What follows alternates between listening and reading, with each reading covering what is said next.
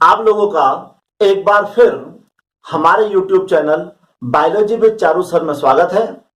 आज की कक्षा में हम जिस बिंदु पर चर्चा करेंगे वो है एक्सक्रीटरी सिस्टम मींस उत्सर्जन तंत्र। इस बिंदु पर चर्चा करने के लिए सबसे पहले हम उत्सर्जन शब्द को समझ लेते हैं।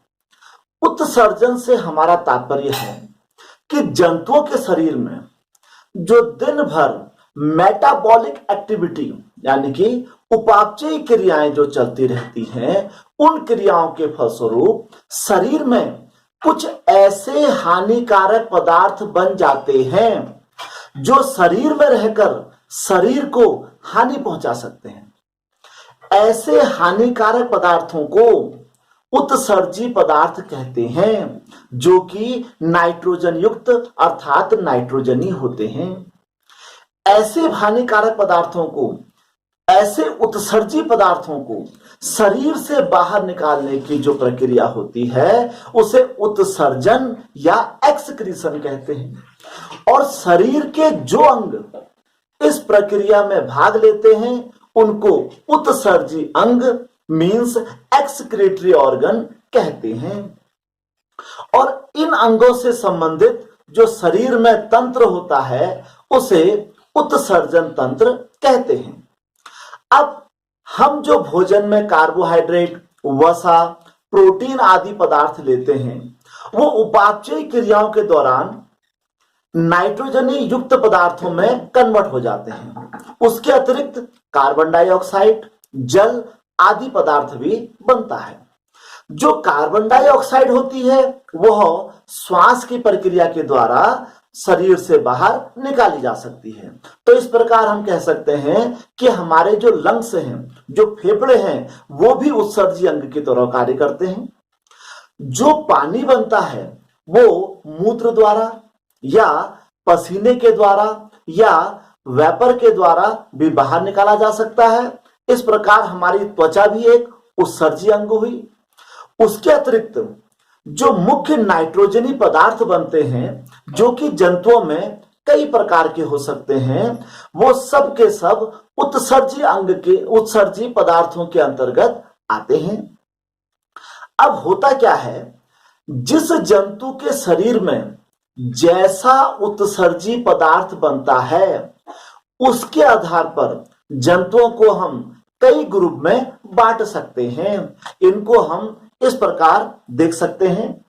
जो सबसे पहले प्रकार के जो हमारे पास जंतु हैं उन्हें हम कहते हैं अमीनोटैलिक एनिमल्स।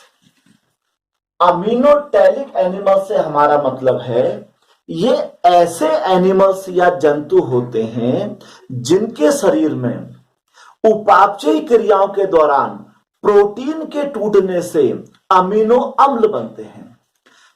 जिन जंतुओं के शरीर में उत्सर्जी पदार्थ अमीनो अम्ल बनते हैं उनको हम अमीनोटैलिक एनिमल्स कहते हैं। इसके अंतर्गत ऐसे जंतु आते हैं जैसे मोलस्कस, इकाइनोडर्म्स, जिनके शरीर में उत्सर्जी पदार्थ के रूप में अमोनिया का निर्माण होता है। दूसरे प्रकार के जंतु जो हमारे पास हैं उन्हें हम कहते हैं अमोनोटैलिक एनिमल्स। अमोनोटैलिक एनिमल्स से हमारा तात्पर्य है ऐसे जंतु जिनके शरीर में उत्सर्जी पदार्थ के रूप में अमोनिया बनती है और अमोनिया को शरीर से बाहर निकालने के लिए अत्यधिक जल की आवश्यकता होती है। इसलिए जो अमोनोटैलिक जंतु होते हैं वे सबके सब एक्वेटिक यानी कि जलीय प्राणी होते हैं। इसके अंतर्गत हाइड्रा या फ्रेश वाटर फिशेस, इन सब में वो आते हैं।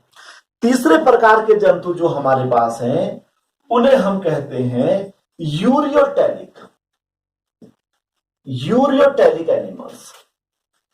यूरियोटैलिक एनिमल्स के अंतर्गत ऐसे जंतु आते हैं जिनके शरीर में जो अमोनिया होती है वो यूरिया के रूप में बाहर निकलती है और यूरिया को शरीर से बाहर निकालने के लिए भी जल की आवश्यकता होती है।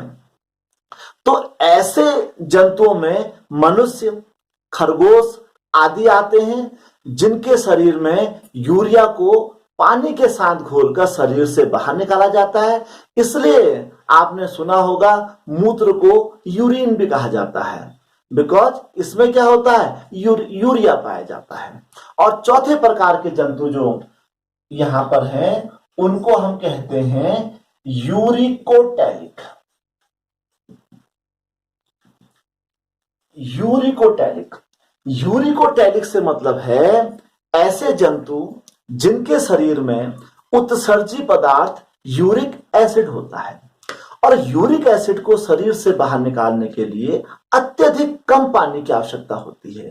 तो जैसे पक्षी हैं, जो पक्षी उड़ते हैं, उन पक्षियों के शरीर में यूरिक अम्ल उत्सर्जी पदार्थ बनता है, या स्नेक्स या सांपों के शरीर में, तो इनको कम से कम पानी की आवश्यकता होती है जिसको वो यूरिक एसिड को शरीर से बाहर निकाल सकते हैं। तो इस प्रकार शरीर में उपापचयी क्रियाओं के फलस्वरूप जो उत्सर्जी पदार्थ बनते हैं वो जिस प्रकार के होते हैं उसी प्रकार के जंतु को हमने उसमें कैटेगराइज कर दिया है। तो उत्सर्जी पदार्थों के आधार पर 4 प्रकार के जंतु पाए जाते हैं, जिन्हें क्रमशः अमीनोटैलिक एनिमल्स, जिनमें अमीनो एसिड्स बनता है, अमोनोटैलिक एनिमल्स जिसमें अमोनिया गैस बनती है, यूरियोटैलिक एनिमल्स जिसमें यूरिया का निर्माण होता है, और यूरिकोटैलिक एनिमल्स जिसमें यूरिक एसिड का निर्माण होता है। अब हम आज की कक्षा में जो मुख्यतः उत्सर्जित तंत्र के बारे में चर्चा करेंगे वो है मनुष्य का उत्सर्जित तंत्र, एक्सक्रीटरी सिस्टम ऑफ ह्यूमन। तो सबसे पहले हम मनुष्य के उत्सर्जित तंत्र को पढ़ने से पहले मनुष्य के उत्सर्जित तंत्र का यहां पर चित्र बना लेते हैं। तो समय की बचत के लिए हमने ये मनुष्य के उत्सर्जित तंत्र का चित्र बना लिया है। तो इस चित्र में यदि हम देखते हैं तो मनुष्य के उत्सर्जित तंत्र का जो सबसे मुख्य भाग होता है वो एक जोड़ी किडनी, जिन्हें वृक्क कहते हैं, जो शरीर में 2 होती हैं, इन्हें लेफ्ट किडनी व राइट किडनी हम कहते हैं। ये शरीर में स्पाइनल कॉर्ड के लेफ्ट और राइट में लगी रहती हैं।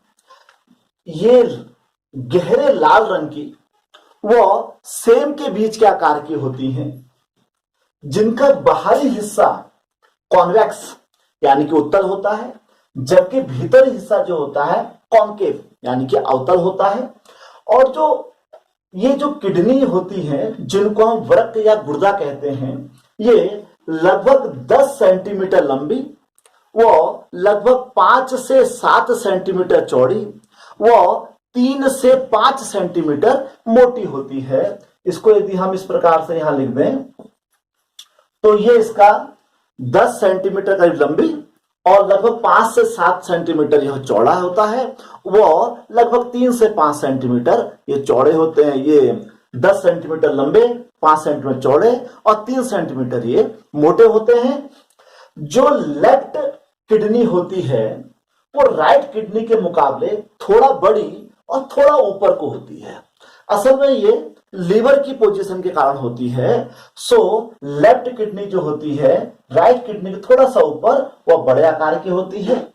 अब दोनों किडनी जो होती हैं, इनके टॉप में एक टोपी के आकार की एक जोड़ी, दोनों किडनी के ऊपर एक टोपी के आकार की ग्लैंड होती है, जिन्हें एड्रीनल यानी कि अधिवृक्क ग्रंथियां कहते हैं।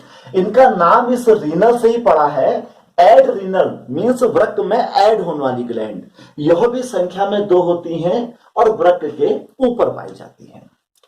किडनी जो होती है, इसका जो अंदर वाला भाग होता है, जहां पर एक ये प्रकार का दबा हुआ है, इसको हम कहते हैं हाइलस।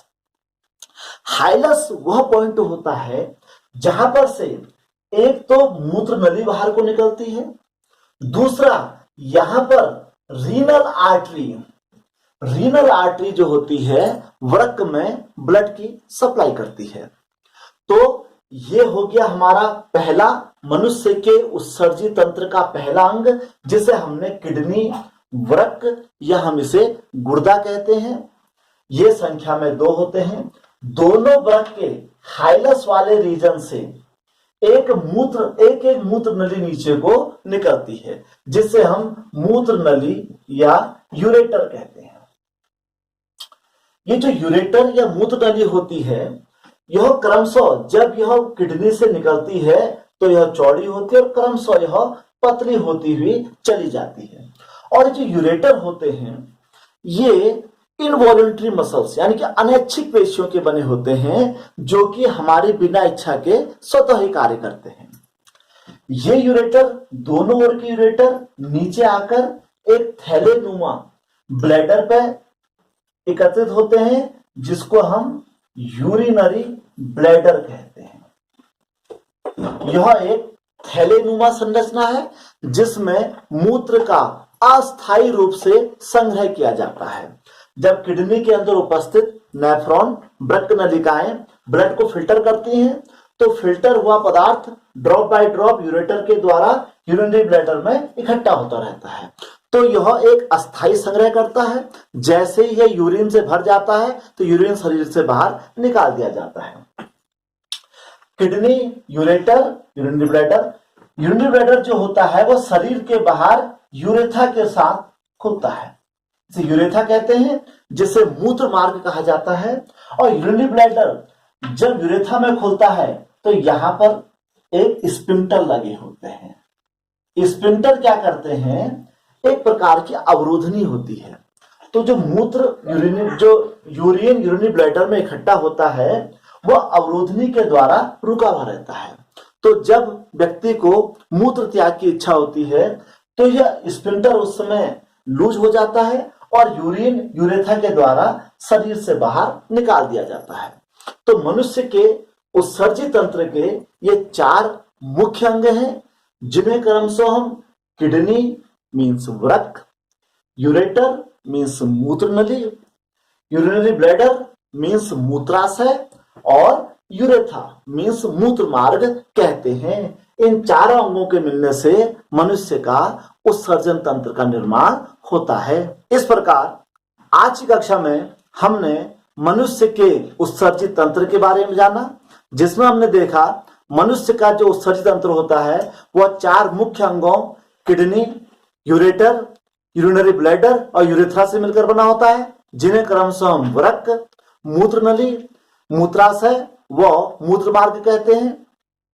अपने अगले वीडियो में हम मनुष्य के शरीर में किडनी के अंदर जो नेफ्रॉन ब्लड को फिल्टर करने कार्य करते हैं उसकी संरचना का अध्ययन करेंगे।